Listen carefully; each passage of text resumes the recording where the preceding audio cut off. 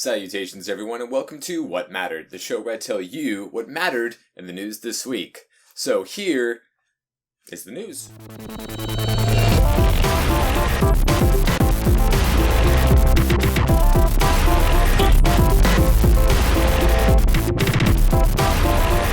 After hearing rumors weeks ago about a PS 4.5 coming out later this year that's more powerful and sleeker design, Microsoft said that they weren't going to do such a thing, and Sony has yet to fully confirm that this is what they're going to do. I assume we're going to hear something out of E3, but now we're probably going to be hearing something on both camps. We've had multiple sources citing multiple confirmed rumors from a lot of people that there is going to be not one, but two new Xboxes coming out in the near future. The first one this year, an Xbox Slim, and the next one, which is codenamed Xbox Scorpio, that's said to be 4 times faster than the current Xbox One.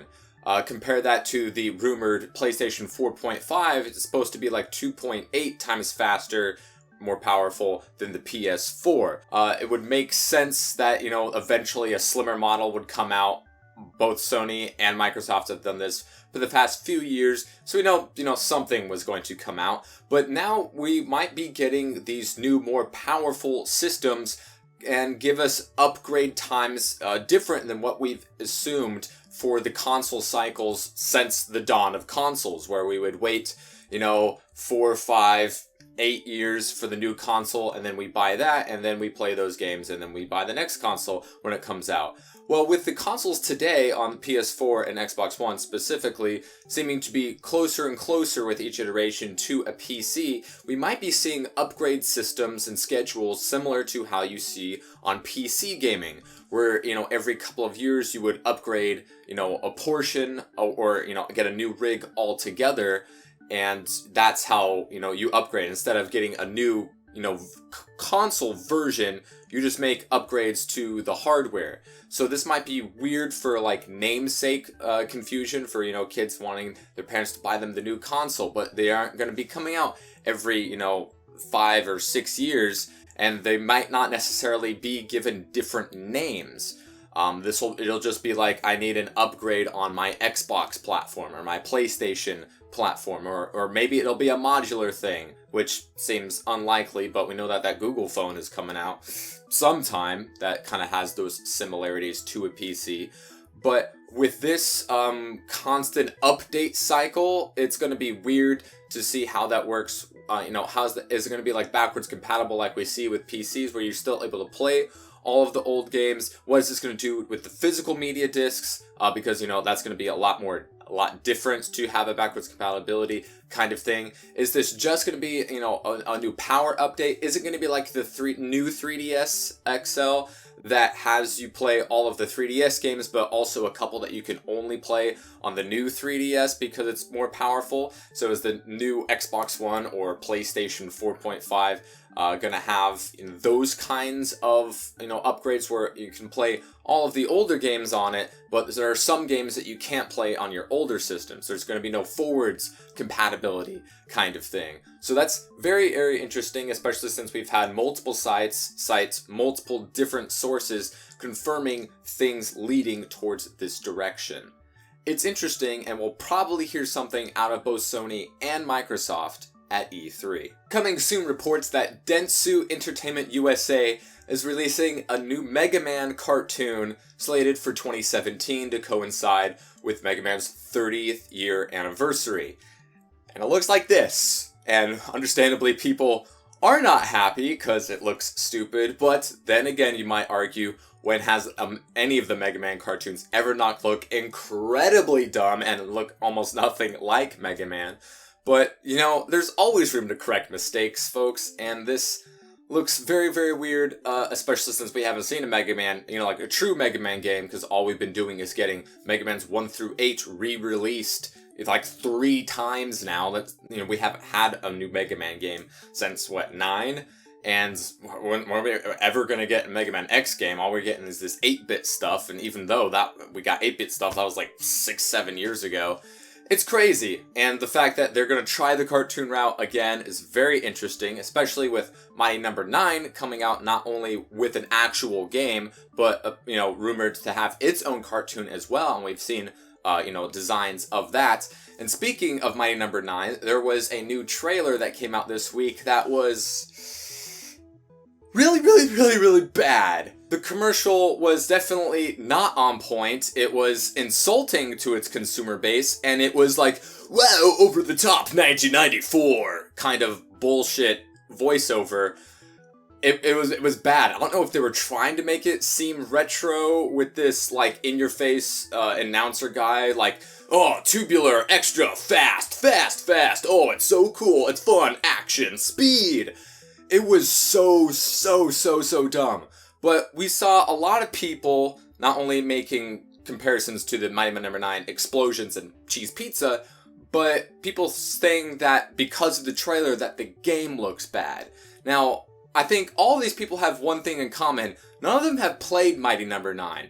I have played Mighty Number 9, and it's a fun game. It is fast and fluid, and I like the tight controls, and it's similar to Mega Man, but also definitely has differences in how you play the game, with the speed, how you interact with enemies, but it's going to be the same old jumping and shooting mechanics, and, look fairly nice as well, regardless of what you think about the explosions.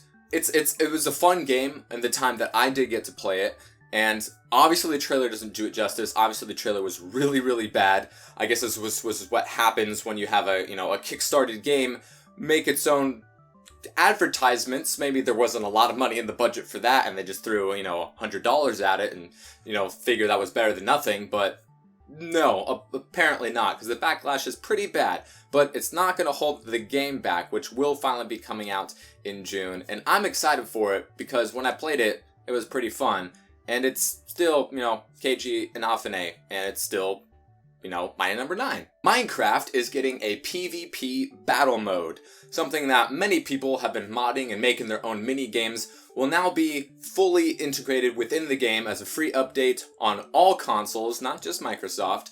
And they will be adding payable maps to further support this game mode in the future. So they'll be making some money off of that. We don't have to worry about, getting new procedural rules and being able to have it work on console, as good if not better than how it used to work on PC when it comes to people doing their own mods. But you're going to spawn in randomly generated worlds with chests that have weapons, and I would think maybe some new different features when it comes to the combat, because Minecraft, when you think about Minecraft, the first thought isn't combat, but with this being the biggest game in the world, people have made billions of different game modes, and many of them PvP adversarial modes. So this comes as no surprise. It gives Minecraft, more things to talk about and spread all over YouTube, because it's the biggest freaking game, and it just shows that, this thing still has legs, and it's still popular, and it's still gonna be huge, and they're still gonna make money because they're gonna be selling maps for this mode. We know that Daniel Craig is officially no longer gonna be James Bond. He turned down like $90 million to play 2 more movies as James Bond, but we know as he dealt with Spectre that he wasn't enjoying his time as James Bond and would not want to do it again.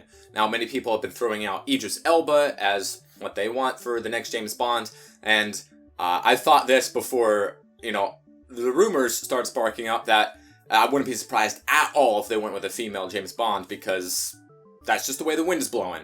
And that would, as a franchise that's not doing poorly at all with, the ticket sales of the past couple of movies, they have to find a new star to continue on with Bond to make his 25th movie. And now we hear that Tom Hiddleston is not only wants the role, but is meeting with executives. Previously, Jamie Bell has met with them recently, which would give us a younger Bond, so maybe they want to change things up, maybe make it a woman, make him younger, apparently not make him, black, because no one's talking to Idris Elba at this point, but everybody wants every very well long established character to just be completely different, just so it's different, whether it be, change their race, or their color, or their age, or their height, or their particle, makeup. I don't know. But everybody wants every long-established character just completely change to pander to a new audience, or just to change things up after maybe feeling stale for some people.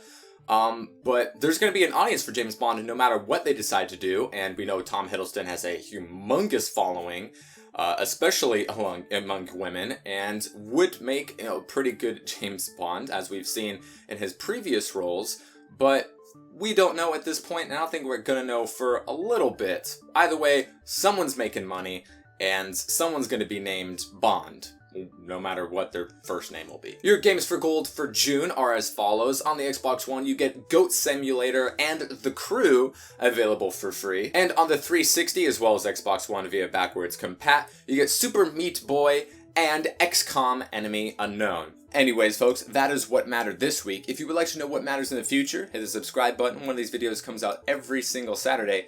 Hope you all enjoy, and I will see you next time.